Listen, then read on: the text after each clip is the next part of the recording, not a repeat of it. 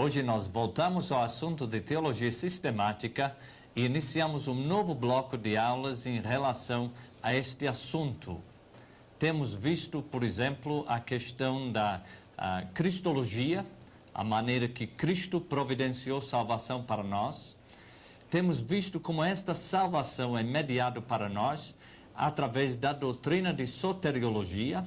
Temos visto o que é salvação. Salvação é muito mais do que o perdão de pecados e como uma nova natureza é comunicada para nós. O bloco final destas aulas é dedicado ao assunto de pneumatologia, que é a doutrina do Espírito Santo. É assim chamado pneumatologia porque a palavra grega é pneuma, que quer dizer ou espírito, ou sopro, ou vento. Então, pneumatologia. Hoje, por exemplo, nós estaremos iniciando o estudo da pessoa do Espírito Santo. É um estudo muito importante porque nós sabemos, através da convivência da igreja, que há muitas pessoas que não creem que o Espírito Santo passa de uma força impessoal, uma energia. Então, através do nosso estudo hoje, nós vamos constatar a sua personalidade. Vamos entender que não precisa ter um corpo para o nosso Deus ter uma personalidade ou aspecto pessoal. Então, essa é a primeira parte da nossa aula de hoje. Ligado a este conceito da personalidade do Espírito Santo, estaremos fazendo progresso para considerarmos um assunto da sua deidade, da sua divindade. Nós sabemos que no Antigo Testamento, o quadro ou a revelação básica que nós tínhamos de Deus era apenas constante ou consonante a Deus Jeová, e nós aprendemos lá a unicidade de Deus.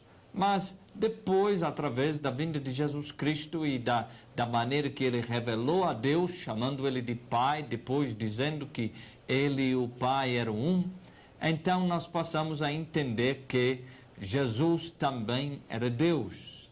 Mais tarde na história é que nós entendemos, através do estudo da palavra de Deus, através da revelação que veio especificamente aos apóstolos e em particular ao apóstolo Paulo, nós passamos a entender a deidade do Espírito Santo. Portanto, a segunda parte da aula estará dirigida nesta direção. A parte final da aula estará dedicada ao assunto do relacionamento entre Jesus e o Espírito Santo. Vamos lembrar, por exemplo, o fato que foi no início do seu ministério público que Jesus, ao ser batizado no Rio Jordão por João Batista, desceu sobre ele o Espírito Santo e, descendo em forma corpórea, forma de pomba, é que Jesus foi então revelado a João e a Israel como o Messias de Deus. Então, este é o nosso assunto para hoje. Depois nós teremos mais outros assuntos em relação ao Espírito Santo. Mas por hoje, vamos primeiramente nos localizar dentro do nosso próprio século. É duvidoso que qualquer outra geração tenha ouvido tanto falar do Espírito Santo. Por que é que eu posso falar isso? Bom, em primeiro lugar, vamos perceber o fato que hoje nós temos as grandes formas de comunicação moderna. Nós temos hoje, por exemplo, através deste curso, a oportunidade de difundir esta aula para milhares de pessoas ao mesmo tempo através de vídeo e televisão. Nós temos os sistemas de comunicação através de satélite que trazem assim notícias instantâneas. Nós temos a impressa, nós temos todo tipo de maneira de difundir a mensagem. E desde o início deste século XX, nós temos o derramamento do Espírito Santo moderno que formou-se ou acabou formando o movimento pentecostal, especificamente no início, as igrejas de crença pentecostal clássica, depois, quando chegou aos anos 60, desembocou naquilo que nós chamamos do movimento de renovação, ou movimento carismático, como é conhecido, fora do Brasil. E nós temos hoje em dia o resultado disso no movimento neopentecostal.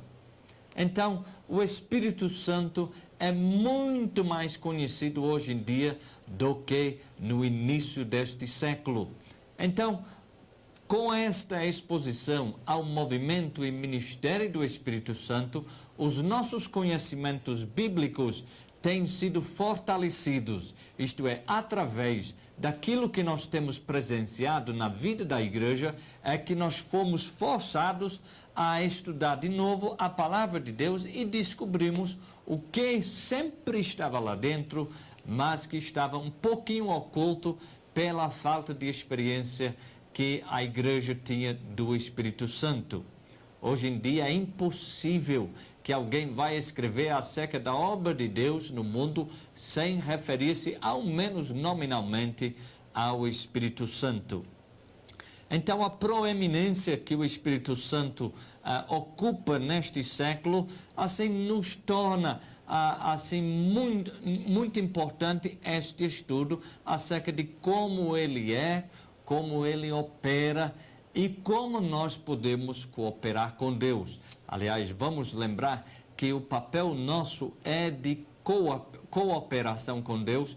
Nós não somos chamados assim para iniciarmos nada, mas sim de cooperarmos com Deus naquilo que é a sua própria vontade, cooperando com Ele aquilo que agrada a Ele e que é o necessário. Na medida que se estude a natureza do ministério e pessoa do Espírito Santo, não podemos apenas nos contentar com uma apreensão intelectual do assunto. Nós precisamos desenvolver um relacionamento profundo com Ele e permitir que o Espírito Santo possa estar cativando mais e mais da nossa vida. Não foi há muito tempo que alguém me perguntou em relação à questão de ser cheio do Espírito Santo, se era possível uma pessoa ter apenas uma parte, uma porcentagem do Espírito Santo. Ele achou o conceito meio ridículo, e eu concordo. Como é que nós poderíamos ter 10, 15, 20, 50, 60% do Espírito Santo? Mas por trás deste conceito de sermos cheios do Espírito Santo, não existe nada disso. Eu disse para este irmão, pastor, que me perguntou, eu disse, meu irmão, não é a questão de quanto você tem do Espírito Santo que está sendo medido no momento daquele, quando fala se você é ou não é cheio do Espírito Santo. Aquilo que está sendo medido não é o quanto você tem do Espírito Santo, e sim o quanto o Espírito Santo tem de você. Porque a vida cheia do Espírito Santo é uma vida de total e completa entrega a Ele para realizar os seus propósitos. Então, isso nos leva para a questão de relacionamento com o Espírito Santo. Como eu falei logo no início desta aula, temos pessoas que não creem na personalidade do Espírito Santo. Imaginam que o Espírito Santo não passa de uma força impessoal, é apenas uma energia. Então, nesse sentido, é a energia de Deus ou a força de Deus no mundo, uma influência de Deus no mundo, mas não é uma pessoa com quem nós podemos ter relacionamento. Obviamente, provavelmente, através do seu conhecimento, você sabe que o maior grupo conhecido em relação a esta questão seria o grupo conhecido como Testemunhos de Jeová, que não admitem de forma alguma que haja a existência da Trindade, relegam Jesus para um segundo nível, isto é, como o início da criação de Deus, através de que ele se torna, assim, protagonista da criação de Deus, e o Espírito Santo é apenas a força operante. Enquanto nós podemos achar que isso é muito ruim, E é muito mal que estas pessoas não creem assim na personalidade do Espírito Santo. Eu faço esta pergunta: qual dos erros é maior? A ignorância em relação à personalidade do Espírito Santo, como é explicada assim dentro daquele agrupamento de pessoas, ou é pior ainda a petulância assim dos cristãos que, conhecendo o Espírito Santo como pessoa, recusam a se engajar num relacionamento profundo com ele, ignoram, ultrajam assim o Espírito Santo, deixam o Espírito Santo por fora da sua vida, por fora dos seus planos e assim por diante. Que adianta uma pessoa crer, por exemplo, na personalidade do Espírito Santo, se não vai assim se relacionar com ele? Mas vamos ao conteúdo bíblico, conteúdo teológico desta questão da personalidade do Espírito Santo. Nós começamos a nossa matéria de personalidade do Espírito Santo tentando isolar 3 coisas que podem ser comprovadamente elementos de personalidade. Não é preciso que uma pessoa tenha um corpo, ou Deus tenha um corpo para que exista personalidade. Mas, sem dúvida alguma, 3 elementos básicos de personalidade precisam e, de fato, existem dentro daquilo que a Bíblia fala em relação ao Espírito Santo. São estes 3 elementos: intelecto, em segundo lugar, sentimento, e, em terceiro lugar, volição ou vontade. O Espírito Santo pensa. A Bíblia diz: e aquele que sonda os corações sabe qual é a mente do Espírito, porque segundo a vontade de Deus é que ele intercede pelos santos. É mencionado isso em Romanos 8 e 27. O Espírito Santo tem uma mente, ele raciocina, ele transmite as nossas orações para Deus através do seu próprio ministério. Em segundo lugar, a questão de sentimento. Se é verdade que o Espírito Santo pensa, também é verdade que o Espírito Santo sente. Ele é um ser que tem emoção, tem aquela parte sentimental. Isaías 63:10 é um versículo no Antigo Testamento que nos traz uma mensagem que mais tarde é aproveitado pelo apóstolo Paulo quando ele escreve aos cristãos do seu dia. Isaías 63:10 diz: mas eles foram rebeldes. Eles quem? O povo de Deus. Foram rebeldes e contristaram o seu Espírito Santo, pelo que se lhes tornou inimigo e ele mesmo pelejou contra eles. Quer dizer, o Espírito Santo de Deus foi contristado. O comportamento ruim, comportamento de rebelião que teve o povo de Deus naqueles dias não apenas complicou os planos de Deus no mundo, como também fez um impacto sobre o próprio ser de Deus, o próprio ser do Espírito Santo, e ele ficou contristado. Terceiro lugar, o Espírito Santo demonstra característica, capacidade de escolha.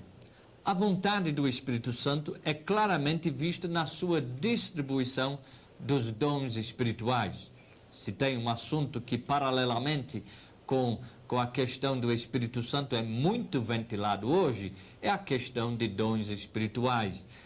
Foram os pentecostais que pelejaram muito dentro desta área, assim, para fazer a igreja crer em termos de dons espirituais, isso no início do século XX, mas hoje em dia jamais pertence apenas aos pentecostais os diálogos e conversas em relação a dons espirituais. E o Espírito Santo claramente demonstra a sua soberana vontade através da maneira que ele distribui seus dons à igreja. Diz a palavra de Deus em 1 Coríntios capítulo 12, versículo 11, mas um só E o mesmo Espírito realiza todas estas coisas, distribuindo-as como lhe apraz a cada um individualmente. Um dos grandes estudos da vida cristã é descobrir qual é o seu próprio dom espiritual, porque nós devemos empregar este dom a favor do ministério de Deus dentro da nossa comunidade e, claramente, dentro do mundo. Mas nós precisamos iniciar o estudo baseando-nos no fato que todo mundo tem um dom espiritual, porque o Espírito dá a cada membro do corpo de Cristo e ele dá de acordo com a sua própria vontade. Tem muitas pessoas que desejam este dom ou aquele dom, mas o interessante no relacionamento com o Espírito Santo é perceber que ele já fez uma escolha e distribuiu tanto para o irmão como a irmã um dom espiritual e precisamos, todos nós, damos conhecimento disso. Então, 3 aspectos de personalidade. Quais foram? Nós temos, em primeiro lugar, que o Espírito Santo tem intelecto, ele pensa, ele raciocina, não é como uma força que é apenas ligada e não tem característica dinâmica. Segundo lugar, tem aquele aspecto emocional. Nosso relacionamento com o Espírito Santo precisa dar conta deste fato, isto é, que nós não estamos nos relacionando apenas com a Bíblia, apenas com alguns princípios morais, éticos, espirituais, alguns mandamentos, alguma cadeia de causa e efeito. Não, nós estamos nos relacionando com Deus e, através do Espírito Santo, nós temos esta linda revelação do fato que Deus tem, sim, seu lado emocional. Não é bonito sabermos que o nosso Deus nos entende até dentro deste aspecto emocional. E poderia ser de outra forma, já que nós somos criaturas de Deus, nós fomos feitos dentro da sua imagem, quer dizer, a nossa própria natureza reflete a própria natureza divina. E esta última parte é que o Espírito Santo, ele faz escolha, e não só faz escolha na distribuição de dons, mas certamente é evidente ali. Outras indicações da personalidade do Espírito Santo surgem das promessas de Jesus em relação ao Consolador que ele havia de enviar em seu lugar. Vamos perceber que Jesus era para os discípulos, era para os apóstolos um Consolador, e ele dizia que quando sairia deste mundo, ele não iria abandonar este grupo, mas ia enviar em seu lugar um outro Consolador. João 14:16 diz: E eu rogarei ao Pai, e ele vos dará outro Consolador, a fim de que esteja para sempre convosco. Na língua grega existem 2 palavras para outro. Uma palavra é heteros, que significa de um outro tipo, e a outra palavra é allos, que significa do mesmo tipo. Podemos ver este uso na Epístola de Paulo aos Gálatas, onde ele usa as 2 palavras em contraste uma com a outra. Se você tiver a sua Bíblia lá, abre para Gálatas, capítulo 1, versículos 6 e 7. Gálatas, capítulo 1, versículos 6 e 7. Paulo escrevendo para esta igreja que tinha recebido o Evangelho e depois estava em fase de rejeitar o Evangelho pregado e aceitar outro Evangelho. Então Paulo escreve: Admira-me que estejais passando tão depressa daquele que vos chamou na graça de Cristo para outro Evangelho, o qual não é outro, senão que alguns que vos perturbam e querem perverter o Evangelho de Cristo. Perceba, no versículo 6, ele diz para outro Evangelho, e no versículo 7 ele diz o qual não é outro. Este este jogo de palavras que atrai a nossa atenção em relação ao Espírito Santo. Quando Paulo diz outro que não é outro, ele emprega heteros e alos em oposição.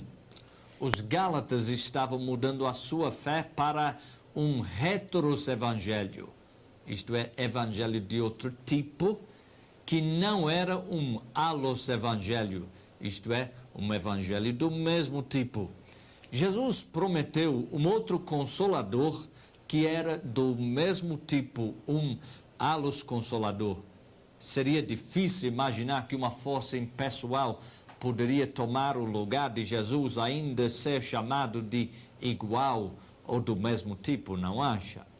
Então, é uma outra indicação da personalidade do Espírito Santo, porque, obviamente, Jesus teve esta característica, agora ele vai mandar outra pessoa que vai tomar o seu lugar e vai ser outro, não de um tipo diferente, mas vai ser do mesmo tipo, um alos consolador, e este é o Espírito Santo.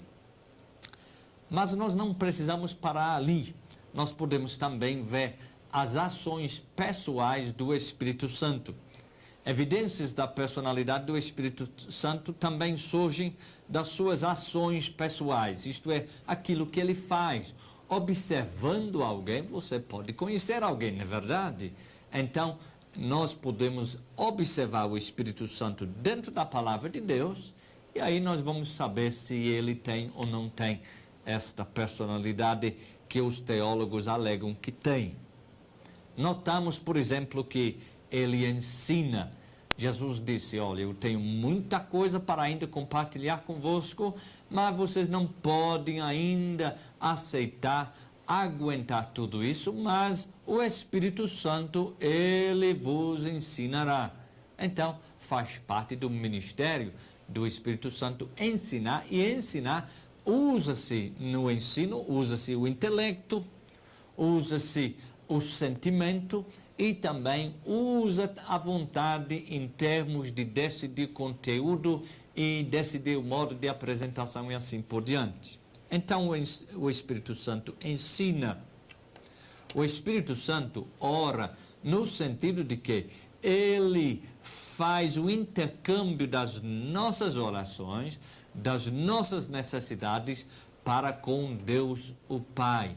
Então, quando nós oramos, nós nos dirigimos ao Pai, em nome de Jesus, mas é o Espírito Santo, segundo Romanos capítulo 8, que traduz a nossa oração para que seja inteligível a Deus e conformado à sua própria vontade. Então, esta faz parte de uma ação pessoal. Ele ordena, ele testifica, ele fala, ele guia, ele comunga, ele também faz milagres, ele opera milagres, ele revela coisas ocultas e ele faz aquilo que lhe interessa, ou seja, ele faz o seu prazer. Várias coisas em relação, então, da personalidade do Espírito Santo. Mas como nós estamos neste século e querendo nos ambientar sempre no momento histórico, porque teologia se faz dentro do tempo e no espaço, eu queria chamar a sua atenção para uma evidência muito forte de uma falta de ajustamento ao relacionamento pessoal com Deus através do Espírito Santo. Uma das coisas que está apenas percebido dentro deste século é o fato que dentro da deidade, dentro da Trindade, existe a influência ou o aspecto materno de Deus. Talvez seja porque é neste século que tem havido o surgimento do movimento feminino, que nós temos, assim, através da teologia, conseguido um novo olhar em nosso Deus. Mas hoje é bastante conhecido o fato que Deus não tem apenas seu lado paterno, mas também tem seu lado materno. Dentro da Igreja Católica, onde eu fui criado por muitos anos, nós temos assim uma evidência de uma grande carência de maternidade, no sentido de que os católicos nem ousam quase se relacionar diretamente com Deus Pai e preferem, através de Jesus Cristo e ainda mais através da mãe de Jesus Cristo, se relacionar para com Deus. E quando católico, ensinado na escola de freiras, recebendo aulas assim de instrução, de catecismo do padre, foi-nos explicado da seguinte forma: é que Deus está muito ocupado e então é muito mais fácil nós nos endereçarmos a Maria, e a Maria, assim sendo mãe, ela entende dessas coisas, das nossas necessidades, aí ela vai então se aproximar a Jesus, que é seu filho, portanto deve um respeito todo especial a ela, e aí então ela apresenta o caso a Jesus e depois ele vai apresentar isso a Deus Pai. É assim que as coisas funcionam dentro assim da cosmovisão da Igreja Católica Romana. Agora, já pensou? Nós não teríamos nada disso se o povo de Deus entendesse que existe o lado feminino, o lado materno, o aspecto assim materno de Deus, e é o Espírito Santo que traz isso à luz para nós. Ele, de fato, é esta parte materna dentro da Trindade. Na sua exaltação de Maria como mãe de Deus, o catolicismo romano parece registrar uma grande carência no seu conceito de Deus. A Bíblia, no entanto, revela que é o Espírito Santo que desempenha a função de mãe em relação a nós. Por exemplo, nós nascemos do Espírito, segundo João 3:5. É o Espírito quem nos ensina a conhecer ao nosso Pai, segundo Romanos 8:16. Ele entra dentro das nossas vidas e ele nos ensina a chamar ou a clamar Abba Pai. Ele é quem nos ajuda em nossas fraquezas, segundo Romanos 8:26. Ele é quem nos interpreta a vontade de Deus, segundo Romanos 8:26 e 27, e é ele quem nos guia.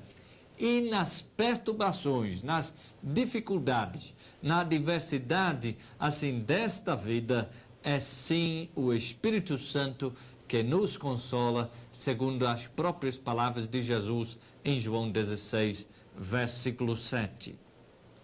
Então, é outra questão da personalidade do Espírito Santo, e este lado materno é muito interessante. Quem sabe até facilita o seu próprio relacionamento com Deus, este conhecimento.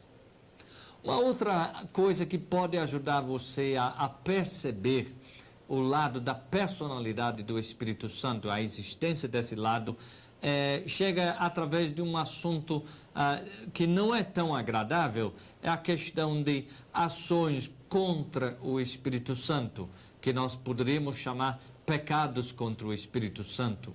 Na última de 3 aulas que nós dedicamos a este assunto, estaremos contemplando especificamente quais são as ações ou pecados contra o Espírito Santo por parte de crentes e descrentes. Mas, neste momento, quero apenas observar que o fato que a Bíblia registra que certas ações são afrontas ao Espírito Santo clareia para nós a questão da sua própria personalidade. Segundo Pedro, por exemplo, quando ele falou com Ananias em Atos capítulo 5, versículo 3, ele diz que Ananias mentiu ao Espírito Santo. Agora, como é que poderia mentir para uma força, para uma energia? Não pode não, mas para uma pessoa pode. Diz a palavra de Deus também, em Efésios capítulo 4:30, que é possível entristecer o Espírito Santo, que é justamente aquela referência que eu mencionei da profecia de Isaías, que nós lemos acerca do Espírito Santo sendo contristados naqueles dias. Esta é referência, assim, nas cartas de Paulo, que ele também salienta este fato, que o Espírito Santo tem um aspecto emocional, aquele aspecto sentimental, e ações contra ele fazem este tipo de impacto na sua natureza. Além disso, nós podemos ver que é possível blasfemar contra o Espírito Santo, falar mal, afrontá-lo ao ponto de que não teria nem perdão para este tipo de pecado. Pode também extinguir o Espírito Santo, ou isto é, inibir a sua ação, que, concordo, poderia também acontecer uma força através de uma resistência, mas no conjunto global destas referências entendemos que também fala de uma limitação da operação da personalidade ou do querer do Espírito Santo. Vejam como seriam estranhas estas ações caso o Espírito Santo fosse apenas uma influência e não uma pessoa. Mais uma coisa para nós pensarmos um pouquinho em relação à sua personalidade antes de entrarmos na questão da sua deidade. Esta razão que nos também leva a crer na personalidade do Espírito Santo é o fato que a Bíblia lhe atribui certos nomes ou títulos. Um dos seus grandes títulos é o Consolador. A gente pode ler isso em João 14, 16, 7 e 13 e assim por diante, como você vai poder ver assim dentro do seu livro-texto. Consolador significa alguém chamado para estar ao lado, indicando o ministério confortante e ministério de auxílio do Espírito Santo. A palavra grega paráclito significa chamar ao lado, é para, ao lado, e kaleo, que é chamar ou pedir.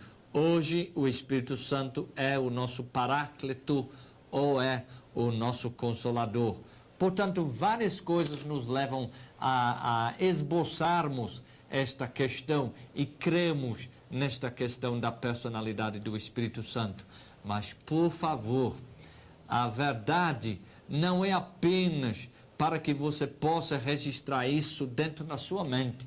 É para que você possa mudar e melhorar em muito a sua convivência com Deus. Que adianta você ter várias escrituras para que você possa, assim, em tese, evangelizar os outros que não creem nada disso, se pela sua própria convivência com Deus você não esteja comungando com Ele como uma pessoa. Isto é, você nunca procura saber o que é que o Espírito Santo pensa de uma coisa, você nunca pergunta o que é que o Espírito Santo está sentindo da maneira que você está vivendo a sua vida cristã ou falta de vida cristã, e que você, assim, no seu relacionamento com o Espírito Santo, você nunca pergunta mais: o Espírito Santo, o que é que ele quer? O que é que eu devo entender do querer de Deus através das circunstâncias da minha vida? Pois agora nós passamos adiante para a questão da divindade ou a deidade do Espírito Santo.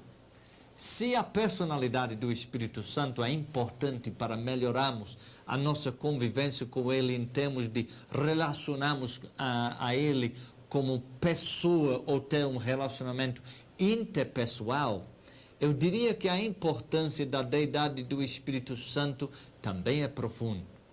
O fato que o Espírito Santo é Deus, tem as características de deidade, implica na sua absoluta soberania e autoridade em nossa vida.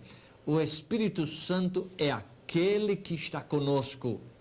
Poderia até soar como uma heresia para você o que eu vou dizer agora, mas biblicamente você vai ver que tem a sua razão. Jesus não está aqui. Vou repetir. Jesus não está aqui. Nós sabemos que em muitas igrejas o povo de Deus se alegra quando o dirigente do culto, o pastor, ou seja quem for, diz: olha, Jesus está aqui. Mas a plena verdade bíblica é que Jesus não está aqui e nós estamos, como igreja, esperando a sua chegada, isto é, a sua segunda vinda.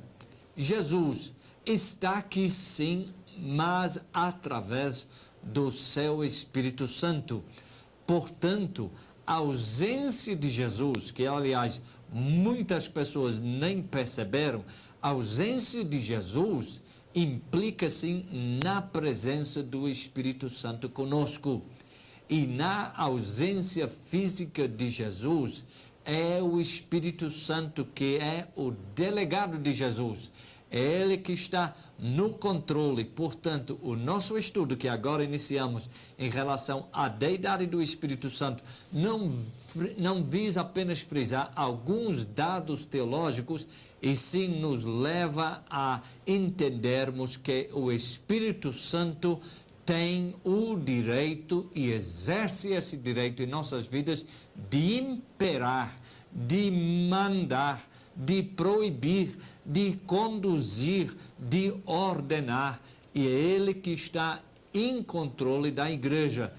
A igreja está sendo edificada. Jesus disse: edificarei a minha igreja e as portas do inferno não vão prevalecer contra ela.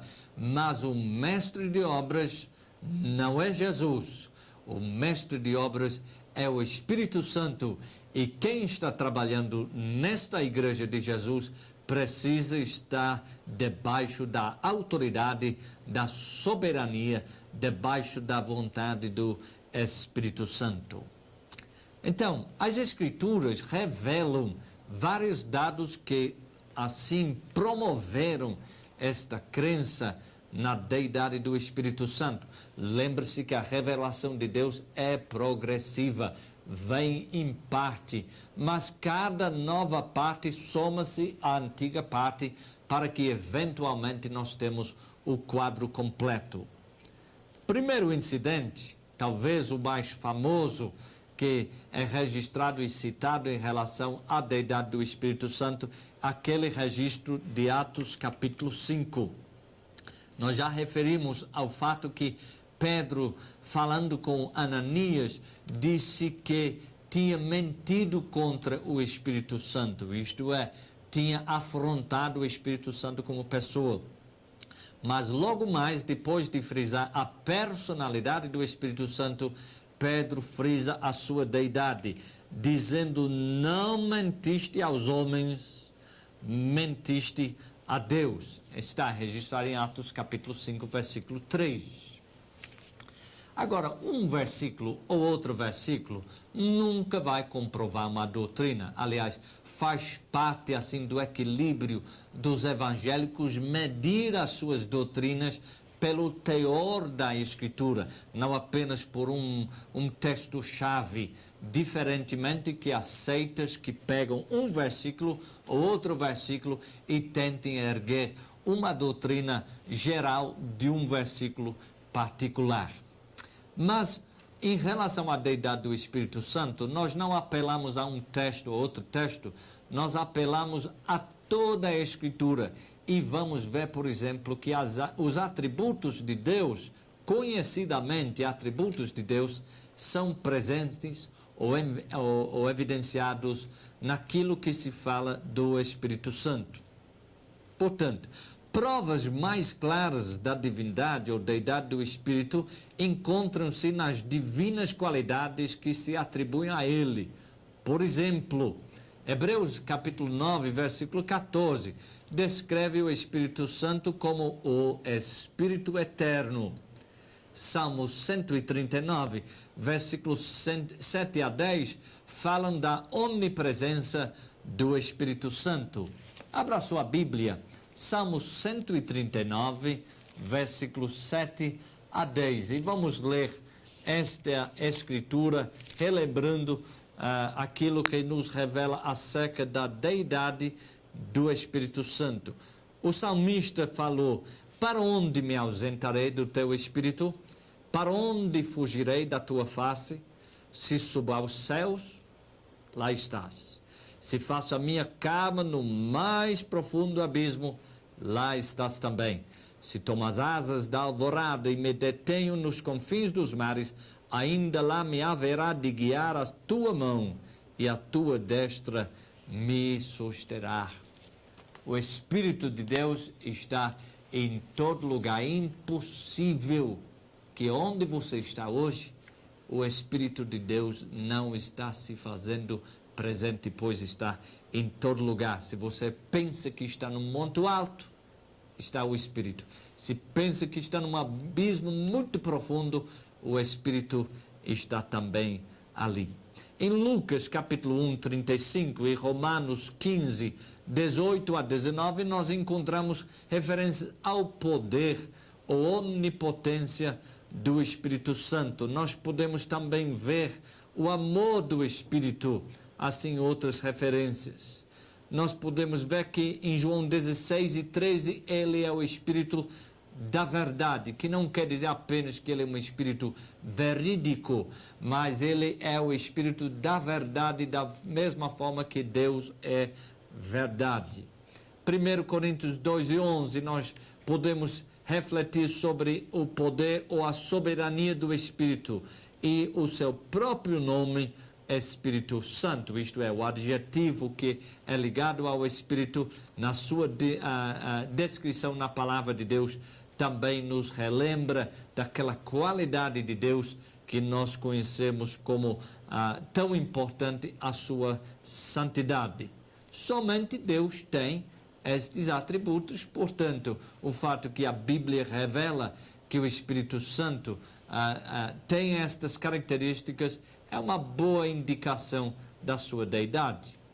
Mas não paramos ali, não estamos usando apenas um texto, nem estamos usando apenas algumas referências sugestivas em relação à sua deidade por qualidades evidenciadas. Nós queremos também falar da sua igualdade com Deus Pai e Filho. Um relacionamento de igualdade com Pai e Filho é atribuído ao Espírito Santo. E relacionamento, sim, é uma coisa bastante íntima e tem uma força apologética muito pesada. A paridade implícita afasta a possibilidade dele ser apenas um empregado ou encarregado da obra de Deus. Veja, por exemplo, que os convertidos são batizados em seu nome, os crentes são abençoados por ele e junto com pai e filho, ele goza de uma posição de destaque única na igreja. Por exemplo, na comissão apostólica, Jesus disse: ide, portanto, fazer discípulos de todas as nações, batizando-os em nome do Pai, do Filho e do Espírito Santo. E do Espírito Santo é importante. Na benção apostólica, Paulo escreve aos Coríntios, 2 Coríntios 13 e 13, dizendo: a graça do Senhor Jesus Cristo e o amor de Deus e a comunhão do Espírito Santo sejam com todos. Veja como o Espírito Santo é ligado lá e nós temos esta benção tríplice, a benção que sai de todo membro da Trindade. E em relação à administração da igreja, em Efésios 4, 4 a 6, Paulo também escreve: há somente um corpo e um espírito, como também fostes chamados numa só esperança da vossa vocação, há um só Senhor, uma só fé, um só batismo, um só Deus e Pai de todos, o qual é sobre todos, age por meio de todos e está em todos. Ali temos a menção do Espírito, do Senhor, neste sentido referindo-se a Jesus, e Deus, o Pai de todos. Então, esta ligação dos três, o fato que um não está em evidência sem o outro, é uma forte indicação da deidade do Espírito Santo. Terminando essa parte, vamos apenas refrisar o fato que a deidade do Espírito Santo implica na sua obediência integral àquilo que ele quer. Passamos agora para a questão dos símbolos do Espírito Santo, Muitas pessoas, culturas diferentes, têm achado muito bonita a questão de simbologia. Na cultura ocidental, nós não estamos muito chegados a símbolos. Nós preferimos mais a comunicação verbal. Mas outras culturas, assim, tipicamente orientais, têm um grande respeito para simbologia. E vamos lembrar que esta Bíblia nasceu lá dentro do mundo oriental, portanto, ligada a um povo que crê bastante nos símbolos. Os símbolos do Espírito Santo são palavras empregadas nas Escrituras como ilustração. Você perceberá que eles representam a ação do Espírito através dos vários ministérios que exercem em favor do povo de Deus. São bastante populares em estudos de pneumatologia, os símbolos, mas infelizmente tais estudos tendem a ser exagerados. Por este motivo, incluímos aqui alguns princípios de simbologia que devem servir de guia e avaliação tanto na preparação de estudos como na aceitação ou audição dos mesmos. Eu quero passar 3 princípios de simbologia para ajudar você no seu estudo da pneumatologia a não sair assim do padrão de sã doutrina quanto a este assunto. O primeiro princípio, ou a primeira regra de simbologia. A interpretação da simbologia bíblica há de surgir do próprio texto bíblico e não da imaginação do exegete ou a pessoa que está fazendo a exposição. Assim, as interpretações exageradas, por exemplo, das cores do tabernáculo, carecem de respaldo bíblico. Vejamos, por exemplo, a confusão que surge das cores do tabernáculo, por exemplo, a cor azul. No Brasil, a cor azul é símbolo positivo. Tudo azul, nós podemos dizer quando tudo está bem. Na América do Norte, no entanto, é símbolo do contrário, é símbolo de melancolia, como demonstra o tipo de música chamada os blues, que são as lamentações do povo. Então, dizer para alguém daquela cultura tudo azul, quer dizer, tudo está preto para nós aqui no Brasil. Agora, número 2, segundo princípio. Mesmo estabelecido um simbolismo autenticamente bíblico, nem sempre o objeto é encarregado de sentido simbólico. O contexto há de ditar a legitimidade de qualquer interpretação simbólica ou espiritualizada. Todos sabem, por exemplo, que água é símbolo do Espírito Santo. Mas veja para onde um uso indiscriminado deste fato pode nos levar. Sabemos, por exemplo, que em Gênesis 6, quando Deus se arrependeu de ter feito o homem, ele decidiu destruir o mundo através de um dilúvio. Então, começou a chuva. Como a chuva é símbolo do Espírito Santo, nós poderíamos então pregar uma mensagem ridícula de Noé como o tipo de um crente tradicional que se protegia contra o Espírito Santo dentro da arca, enquanto, por outro lado, todos os pecadores que ficaram de fora da arca, eles todos foram cheios do Espírito Santo na medida que a chuva caía em cima deles e as águas subiam em cima deles. Imagine o tipo de pregação que poderia ser dada em cima do lago de fogo do Apocalipse. Fogo também é símbolo do Espírito Santo. De repente, todos aqueles cujos nomes não foram achados no livro da vida serão batizados no Espírito Santo na medida que são lançados no lago de fogo. O terceiro princípio é que a identidade do símbolo e a coisa simbolizada nunca se confundem. Nosso Deus é fogo consumidor, diz a palavra de Deus, Hebreus 12 e 29, mas fogo consumidor, por favor, não é o nosso Deus. Eu escolhi deliberadamente exemplos extremos para alertar você aos perigos dos abusos da simbologia, inclusive em evidência em nossos púlpitos. Vamos lembrar que a Bíblia não é um livro de símbolos, mas é uma clara revelação verbal da parte de Deus aos homens. Quantas mensagens têm sido pregadas sobre o homem de Marcos 14, 13, trazendo um cântaro de água? Quantas mensagens pregadas sobre a necessidade de ser batizado com fogo, quando de fato em Mateus 3, onde o fogo é mencionado, é símbolo de juízo. Diz a palavra de Deus que já está posto o machado à raiz das árvores.